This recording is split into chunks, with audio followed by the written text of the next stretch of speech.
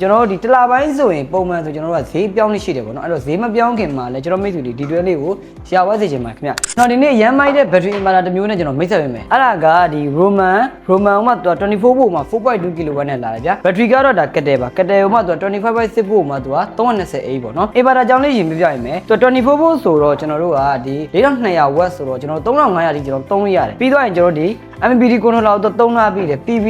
9000ဆိုတာကကျွန်တော်တို့ inverter တွေမှာတော်တော်ရှားတယ်ပေါ့နော်ပြီးတော့သူက high frequency ဖြစ်သွားလိုက်မယ်အိမ်မှာကိုယ့်အိမ်မှာကျွန်တော်တို့ဒီ aircon တွေကျွန်တော်တို့ဒီ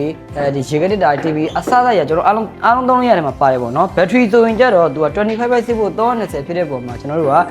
ဝါနည်းကြည့်မယ်ဆိုသူက9000 8000လောက်ထိပါတယ်ပေါ့နော်ဒါပေမဲ့တကယ်တမ်းသုံးလို့ရတာသူက6000 watt ပါတယ်6000 watt ကိုကျွန်တော်တို့က watt 1000သုံးရင်ကျတော့ကျွန်တော်တို့6နာရီခန့်တယ်6နိုင်ကန်ဆိုကျွန်တော်တို့နာအေကွတ်တစ်ကောင်မှသာ946ပဲရှိတယ်ဝက်တစ်ထောင်အပြည့်သုံးကျွန်တော်တို့6နိုင်ခန့်တယ်ပေါ့နော်အဲ့တော့ဒီ inverter battery တွဲရက်လေးကိုကျွန်တော်တို့ဒီ power electronic မှာရရှိနိုင်ပါပြီကျွန်တော်တို့ဒီတလာပိုင်းဆိုရင်ပုံမှန်ဆိုကျွန်တော်တို့ကဈေးပြောင်းနေရှိတယ်ပေါ့နော်အဲ့တော့ဈေးမပြောင်းခင်မှာလည်းကျွန်တော်မိတ်ဆွေတွေဒီတွဲလေးကိုရှာဝဲစေချင်ပါခင်ဗျအဲ့တော့ inverter ကိုကျွန်တော်အာမခံ2 year ပေးတယ် battery ကကျွန်တော်အာမခံ5 year ပေးတယ်ပေါ့နော်ကျွန်တော်မိတ်ဆွေတွေဒီ inverter battery အတွဲလေးကိုအပီးစီးကိုကျွန်တော်တို့က49သိန်းဝန်းကျင်နဲ့ရမှာပဲဖြစ်ပါတယ်ခင်ဗျအဲ့တော့ကျွန်တော်တို့ power electronic ကိုလာရောက်အပ်ပေးဖို့လည်းဖိတ်ခေါ်ပါတယ်ကျေးဇူးများတင်ပါတယ်